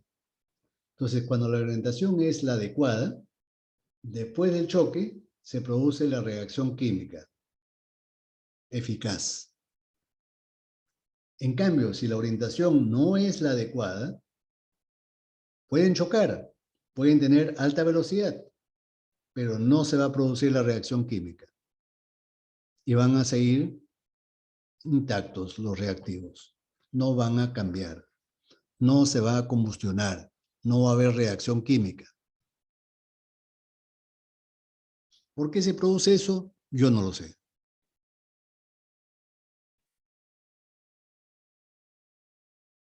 Ahora, mencionábamos también al inicio de la clase que en los motores encendidos por chispa no solamente era importante que se encienda la mezcla, sino que la llama se propague. ¿No es cierto? Que la llama se propague. Entonces, para que se propague, hay un mecanismo de reacción en cadena. El combustible que se va quemando en la zona de llama, llamado frente de llama, va transfiriendo calor y además sustancias reactivas a las zonas colindantes, ¿no es cierto? Y entonces, como una especie, con ese efecto dominó, se le puede llamar así, ¿no es cierto? Efecto dominó. Se va propagando la llama. Ese efecto dominó es el mecanismo de reacción en cadena. Entonces, vean ustedes, el encendido se produce en un pequeño punto, acá entre los electrodos de la bujía. Recuerden ustedes que la distancia entre los electrodos de la bujía es de 1 milímetro, ¿no? 1 milímetro, alrededor de 1 milímetro. Pero ese punto caliente está a una temperatura muy alta, de 10.000 Kelvin. Claro, es un puntito pequeño, ¿no? Entonces el calor solamente le alcanza para que se queme, se encienda la zona colindante, que es una zona pequeñita. Y esa zona colindante poco a poco se va agrandando. Lo que estoy pintando son frentes de llama sucesivos. Ya saben ustedes qué cosa es un frente de llama, ¿no? Al inicio, estos frentes de llama que son superficies, es como si fueran las cáscaras, ¿no? De una fruta. Al principio esa cáscara es pequeñita, como el de una uva. Es una cáscara pequeña, delgada, ¿no? Y muy uniforme. Pero a medida que va creciendo, esta cáscara aumenta en tamaño, en superficie y en grosor. Y además la cáscara se va arrugando, como si fuera una granadilla. Se va arrugando. Entonces va a aparecer lo siguiente. Vean ustedes, se va agrandando. ¿Y qué ha pasado ahora con el frente de llama? Se ha arrugado, ¿no? Se ha retorcido. Y se ha engrosado. ¿Eso qué significa? Que cada vez por unidad de tiempo se está quemando mayor cantidad de combustible. Es una cáscara más grande y más gruesa. Al principio era una cáscara chiquita, ¿no? Como de una uva. Después aparece una cáscara como de un limón. Y después de una naranja. Y después de una granadilla arrugada. ¿No? Vean ustedes. Incluso acá, parte de la llama ha saltado, ¿no? Un pedazo de llama ha saltado a la zona que todavía no se había quemado. ¿Eso es bueno o es malo para la combustión? Que el frente de llama ¿cómo se llama? Bueno, Retorcido. bueno, Es bueno, ¿no es cierto? Es decir, eso implica que la combustión cada vez es más turbulenta, ¿no? Tal como ocurre, por ejemplo, en un incendio forestal o en una fogata. En una fogata, por ejemplo, si es que, por ejemplo, nosotros ponemos leños, ¿no? Pedazos de madera, leños. Y al principio no queremos que haya mucho viento porque si no, no nos va a permitir encender la fogata. Tenemos que utilizar pues un papel o un plástico o combustible líquido, le echamos ahí para que se inicie la fogata. Y no queremos que haya mucho viento al inicio. Pero tan pronto como los maderos comienzan a encenderse, entonces nosotros más bien sacamos todo lo que habíamos puesto ahí, los cartones y los plásticos para proteger y poder prender la fogata, los sacamos.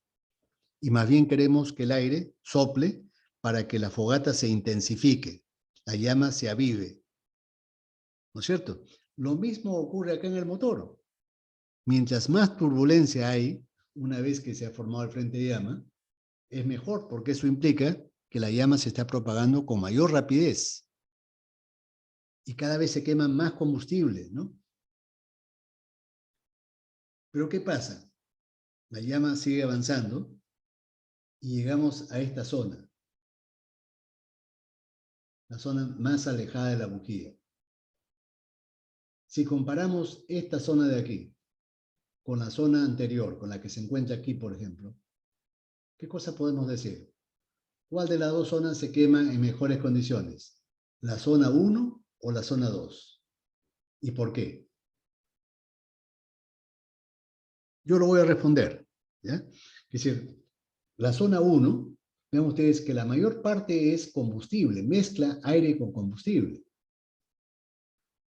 Y solamente tenemos las paredes metálicas acá arriba, la válvula, y el pistón abajo. A los costados tenemos mezcla caliente. Entonces, acá el calor que fuga es poco, porque hay poco contacto con las paredes. En cambio, la zona 2, vean ustedes, cuando se queme la zona 2, vamos a tener paredes por todo sitio. Paredes acá arriba, paredes abajo, paredes al costado. Y entonces las pérdidas de calor son intensas. Las pérdidas de calor son intensas. ¿Qué efecto tienen las pérdidas de calor sobre la velocidad de la combustión? ¿No es cierto que eso provoca enfriamiento de la reacción química? Y cuando las reacciones químicas se enfrían, se vuelven lentas e ineficientes. Entonces, esta última parte se quema en peores condiciones. Pero hay un factor adicional.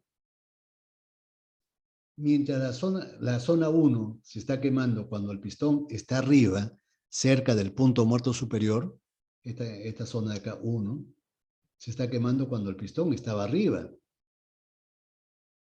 cerca del punto muerto superior. En cambio, la etapa final 2, ¿cuándo se quema?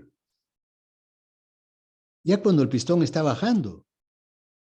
Y cuando el pistón está bajando, ¿No es cierto que el volumen dentro de toda la cámara ya aumentó? Y cuando el volumen de la cámara aumenta, ¿qué efecto tiene eso sobre la temperatura global de los gases?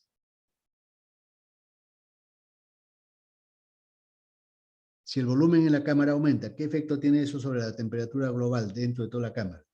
Disminuye. Disminuye.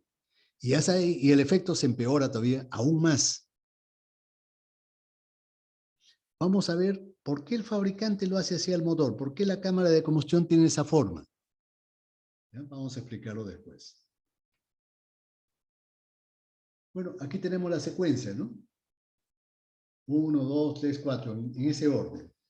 1, 2, 3, 4, 5, 6, 7, 8. Vean ustedes.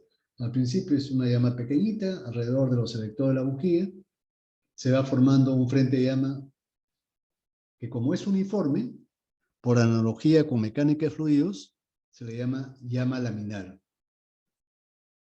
Porque el contorno del frente de llama es muy bien delineado, ¿no? Es una capita semiesférica.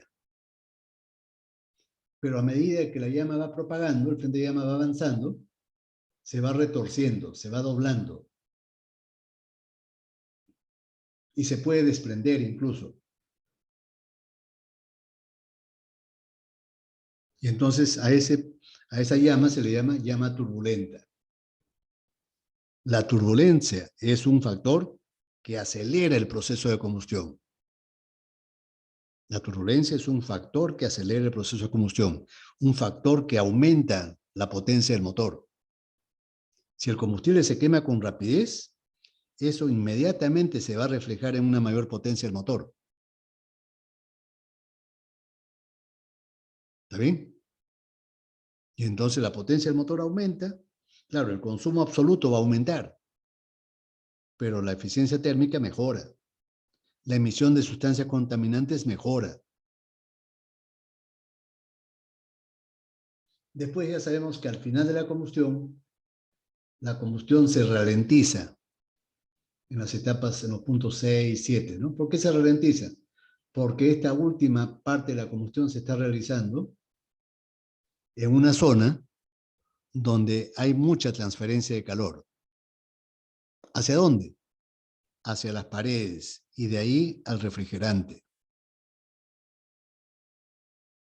Entonces, las últimas etapas de la combustión se realizan cerca de las paredes del motor y eso provoca pérdidas por transferencia al refrigerante y con ello la combustión se ralentiza.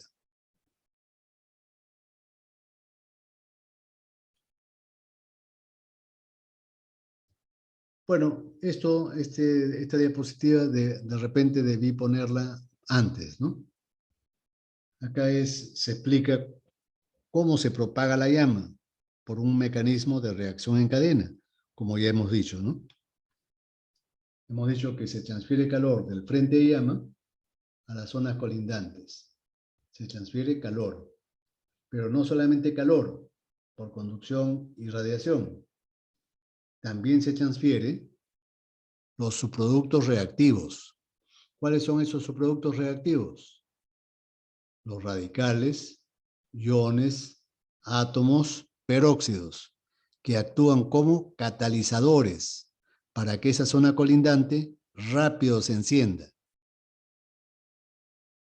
Esa transferencia de estos radicales, de estos elementos reactivos, se realiza por un mecanismo de difusión atómica. ¿Han escuchado eso? O molecular, mejor dicho, difusión molecular. Por ejemplo, cuando abrimos un frasco que tiene benzina, o que tiene gasolina, o que tiene éter, nosotros constatamos después de un tiempo que hemos abierto ese frasco, que los vapores o los gases que salen de esa gasolina, o de esa benzina, o de ese éter, rápidamente llegan a nuestro olfato, a nuestras narices. ¿Cómo han llegado? Por difusión. ¿Ya? Esas partículas gaseosas se han difundido en el aire y han llegado por difusión a nuestras narices. Pero esa difusión podemos acelerarla, ¿no? ¿Cómo podemos acelerarla? Si tenemos un ventilador, por ejemplo, en el cuarto, en el dormitorio, donde hemos abierto ese frasco, los vapores rápidamente van a llegar a nuestras narices. Entonces ahí es por turbulencia. Ya la transferencia de masa, de radicales, ha sido por turbulencia. Y eso es conveniente, ¿no? Intensificar la transferencia de calor e intensificar la transferencia de esos subproductos radicales. Esos subproductos que serán inestables, ¿no?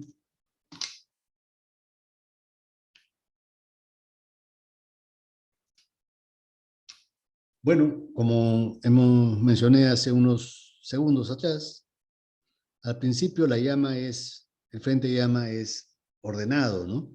El frente llama tiene forma semiesférica, con una cáscara finita, delgadita, ¿no? Y nosotros les mencioné que por analogía con la mecánica de fluidos, se le llamaba llama laminar. Esta llama laminar se difunde, se propaga por los dos mecanismos que he mencionado. Por difusión, difusividad, este es el coeficiente difusividad, y por la velocidad o por el calor que se transfiere de la llama, del frente llama, a la zona colindante. Se transfiere calor por la temperatura. ¿No es cierto? Ese calor se transfiere por conducción y por radiación. Y entonces, la fórmula empírica para calcular la velocidad del frente llama es esta, con qué velocidad se mueve esta franja amarilla, ¿no? A eso le llamo velocidad de la llama laminar, SL. Depende del cuadrado de la velocidad, de la temperatura, perdón, depende del cuadrado de la temperatura. Mientras más alta la temperatura, más calor se va a transferir a la zona colindante.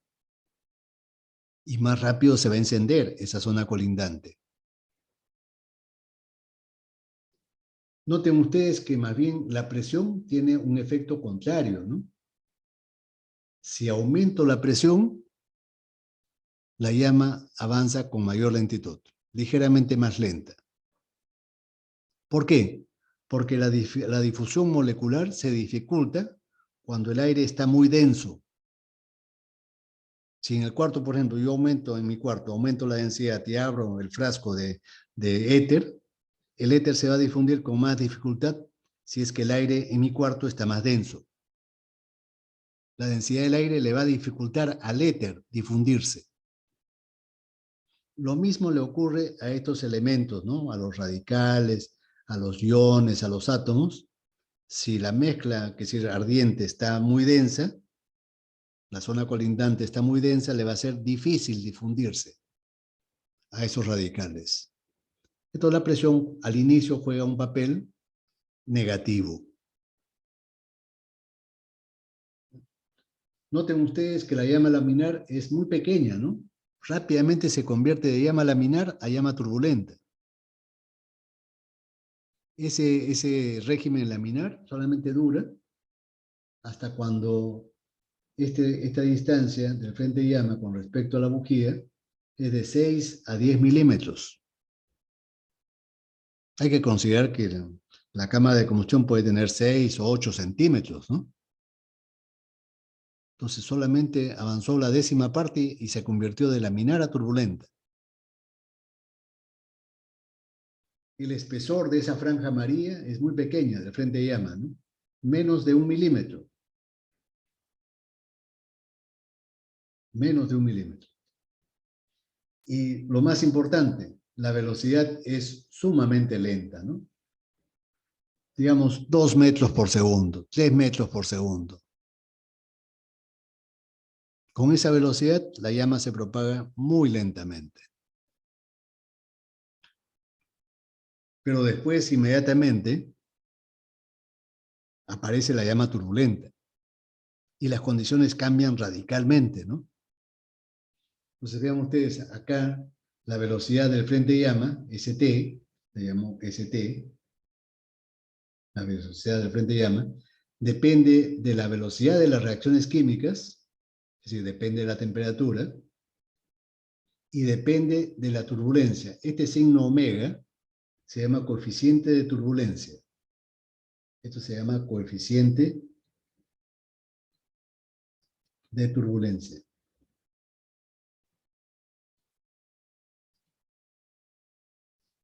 ¿Qué cosa significa? ¿Qué cosa es la turbulencia? ¿Cómo se mide la turbulencia? Bueno, les acabo de decir que se mide con este coeficiente, ¿no? Que es un cociente, ¿eh? Es la velocidad de rotación del remolino que se forma dentro de la cámara, la velocidad del remolino, con respecto a la velocidad angular del motor. La velocidad angular del motor, como ustedes saben, es 2 por pi por n sobre 60. ¿Y esta velocidad del remolino de qué depende? ¿Cómo es esa velocidad del remolino?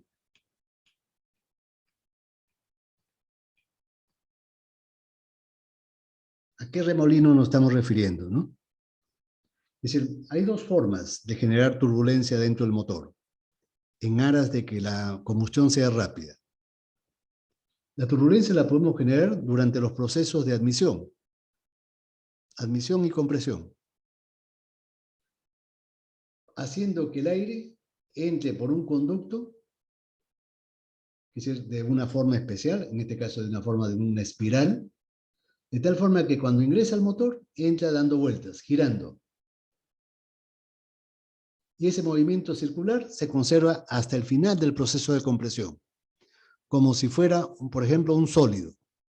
Nosotros sabemos que cuando tiramos un trompo con una pita, el trompo sigue girando por un rato, ¿no? Claro, esa velocidad de giro se va reduciendo por efecto del rozamiento con el piso. Aquí el aire o la mezcla que entra girando también va reduciendo su velocidad de rotación por la fricción que hay con las paredes de la cámara, ¿no? Del cilindro.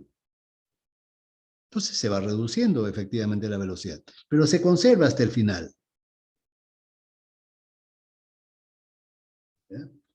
A ese movimiento se le llama swirl. Swirl.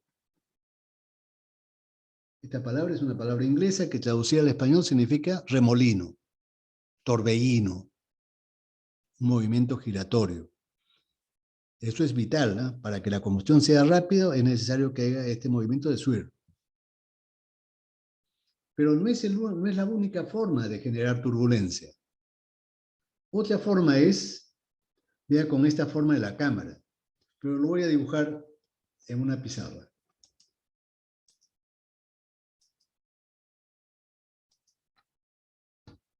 Una cámara de tipo trapezoidal para motor Che, ¿no?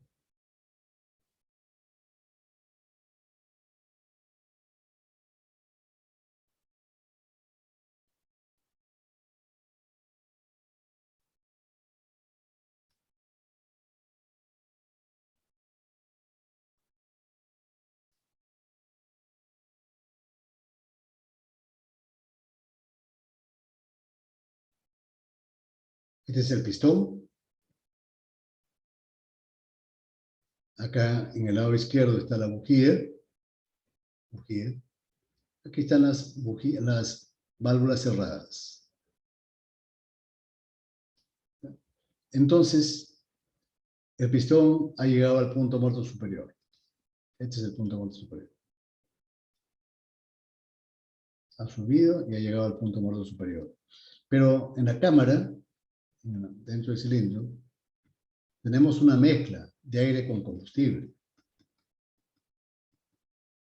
Incluso en estas rendijas también hay aire y combustible. Cuando el pistón suba y llegue a estas zonas que se llaman squish, en inglés le llaman squish, y Hoback le llama expulsor.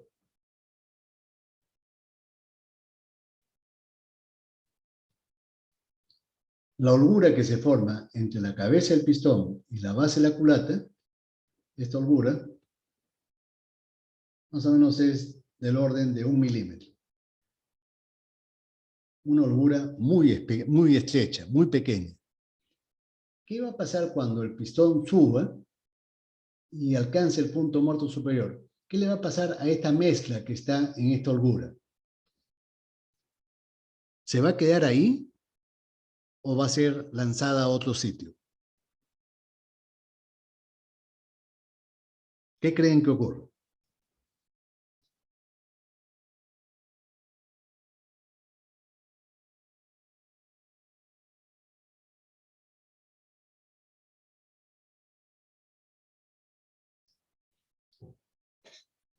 A ver, si por ejemplo yo tengo agua, ¿ya?, en el suelo, y con mi mano, con la palma de mi mano, palmoteo esa agua. ¿Esa agua que yo palmoteo se va a quedar ahí estática en el suelo o va a salir disparada hacia los costados?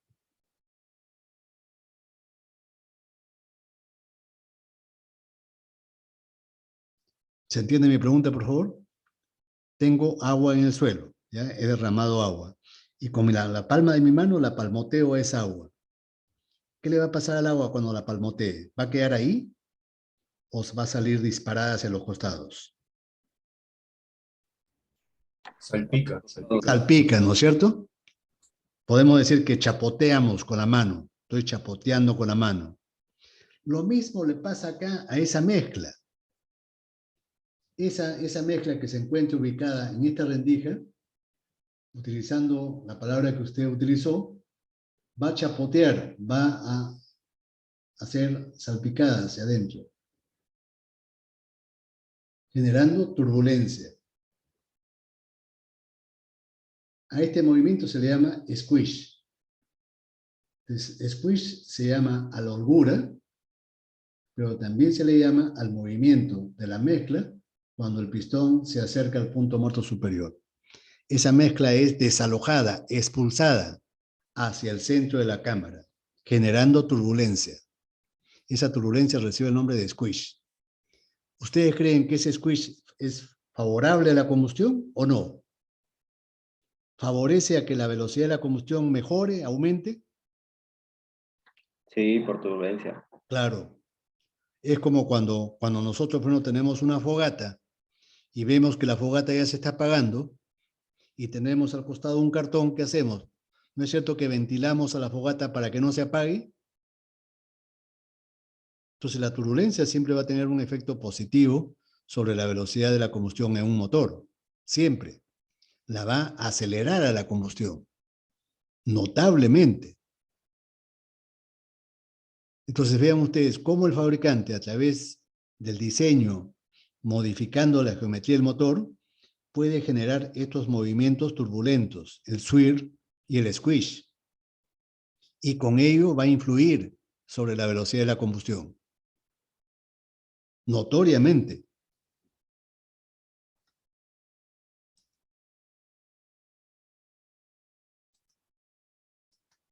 Aquí se muestra esto, ¿no? Este es el squish, acá. O también se puede ver esta zona de acá.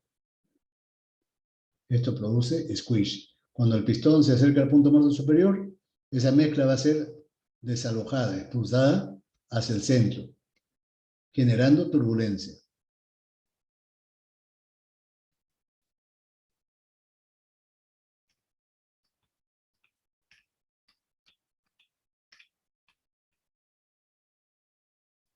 Ahora vean ustedes que la turbulencia influye directamente, proporcionalmente, sobre la velocidad del frente llama.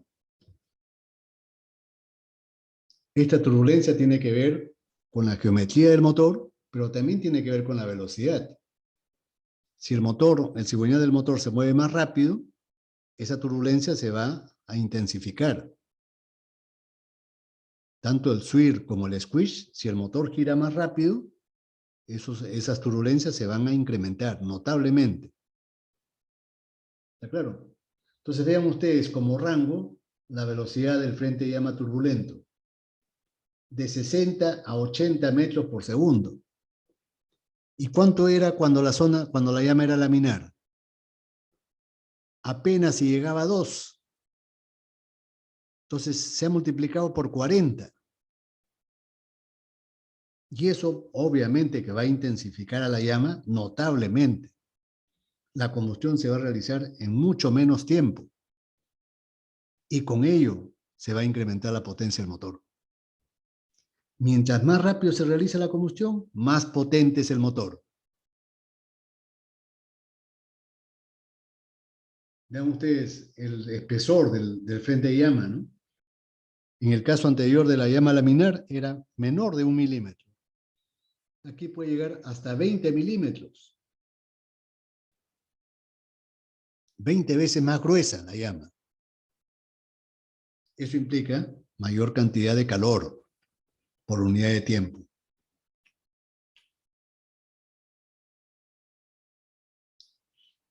Ahora, en la práctica, nosotros, ¿cómo medimos la velocidad de la combustión? Obviamente no lo medimos midiendo la velocidad de las reacciones químicas, ¿no? Eso es muy complicado. ¿Por qué es complicado? Porque, como mencioné al inicio, el proceso de combustión dura, pues, milisegundos. ¿Cómo en milisegundos yo voy a poder medir las concentraciones, por ejemplo, de los reaccionantes o de los productos que se queman por unidad de tiempo? Porque se me podía ocurrir eso, ¿no? Que yo puedo medir la velocidad de la combustión viendo con qué rapidez se quema el combustible. Pero medir esa rapidez en 2 milisegundos, ¿creen ustedes que es fácil? No, ¿no? Es bien complejo, es difícil. Entonces, una forma práctica, y los ingenieros vemos y queremos encontrar formas prácticas de medir algo, es midiendo cómo cambia la presión o cómo cambia la temperatura a medida que transcurre la combustión. Sobre todo, cómo cambia la presión.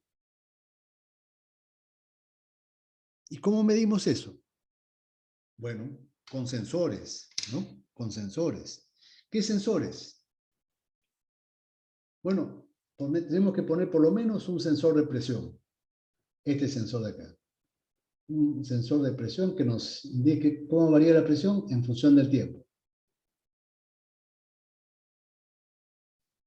Otro sensor ponemos acá en el volante del motor, para que nos indique el punto muerto superior en función del tiempo. ¿Dónde se ubica ese punto muerto superior? Podríamos también utilizar un sensor de posición para las levas. Las levas que abren las válvulas, ¿no? Entonces también podríamos utilizar como una referencia para ver la ubicación del punto muerto superior.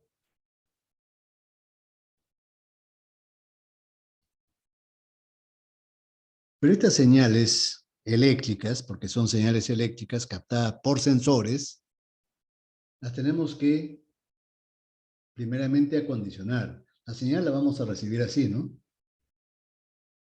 Con ruido. No es una señal nítida esa, ¿no? Tenemos que quitar el ruido, filtrar la señal. Con resistencias y condensadores, creamos filtros electrónicos, limpiamos el ruido, acondicionamos las señales. Pero esa señal sigue siendo una señal analógica, ¿no? Esa señal es eléctrica, es electrónica, pero sigue siendo analógica. Y la computadora no lee, no interpreta a las señales analógicas. Hay que digitalizarlas. Hay que ponerlas en el idioma binario, el sistema binario. Entonces tenemos que utilizar un conversor analógico digital, ya que discretice la señal. La onda la discretice.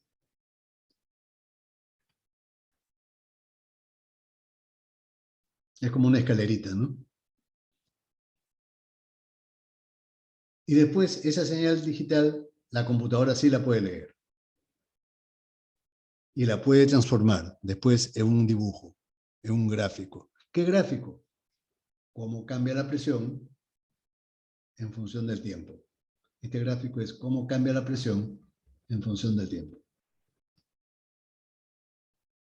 Ahora, de todos estos sensores, el más interesante es este sensor de acá, el de presión. ¿Cómo es ese sensor? Es un sensor piezoeléctrico. Un sensor piezoeléctrico, tal como se escribe acá. Piezoeléctrico. ¿Cómo funciona un sensor piezoeléctrico? El sensor piezoeléctrico es una piedra de cuarzo. Un cuarzo industrial, ¿no? Industrial. El cuarzo es una piedra, ¿no? Un mineral. Pero se puede hacer industrialmente también. ¿Qué propiedad tiene el cuarzo? El cuarzo tiene la propiedad que cuando uno lo comprime, genera voltaje entre sus caras. Voltaje. Voltaje de miles de voltios. Miles de voltios. Solamente con una pequeña compresión. Y entonces, en un encendedor electrónico, yo puedo aprovechar eso, ¿no? Con mi dedo presiono este pulsor, lo presiono, comprimo el cuarzo, se genera el voltaje, y ese voltaje lo traslado a estos electrodos. Cuando yo comprimo este pulsor, a la vez activo una válvula. Esa válvula permite que el GLP salga hacia arriba. Sale GLP, y acá este voltaje es tan alto, de miles de voltios, que ha generado una chispa eléctrica. Cuando el GLP cruza esa chispa eléctrica, se enciende. Y al encenderse, sale la llama. ¿Sabían ustedes eso? ¿Han visto esos encendedores de cocina de gas? Que tienen forma de pistola con un gatillo. También utilizan un cuarzo. Les ha pasado, seguramente que ustedes han utilizado alguna vez eso, ¿no? Y entonces, cuando uno tiene las manos mojadas, ¿qué cosa ocurre? En algunos momentos le puede pasar un remesón de electricidad a uno. Y uno dice, pues si son miles de voltios, ¿por qué no me mata ese encendedor? No nos mata porque la corriente es muy pequeña. Así como el voltaje es miles de voltios, el amperaje es fracciones de amperio. Fracciones muy pequeñas de amperio. Por eso que no nos mata, solamente nos da un remesón. Bueno, acá en el motor utilizamos eso como sensor, ¿no? La presión del gas comprime al cuarzo y lo convierte en una señal eléctrica. Y entonces, después la computadora se encarga de dibujarnos este diagrama, ¿no? De la presión en función del ángulo phi. ¿Qué cosa es el ángulo phi? El ángulo phi es el ángulo que hace la manivela del cigüeñal con el eje del cilindro, phi. Este ángulo phi, si el movimiento del motor es uniforme, entonces es proporcional al tiempo. Proporcional. KT. Proporcional al tiempo. Y vamos a obtener un diagrama de este tipo. Se llama diagrama indicado abierto, P-phi. El diagrama azul se llama diagrama indicado abierto, P-phi. Pero eso lo vamos a explicar la próxima clase. Creo que me he pasado de largo el horario, ¿no? Ah, no, estamos bien. Está bien, estamos 2 minutos para las 7.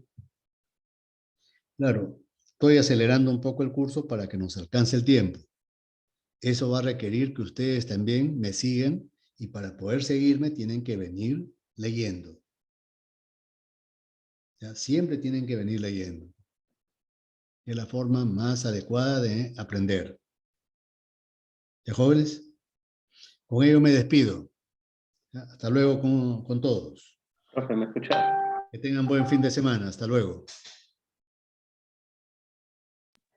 Ingeniero, gracias.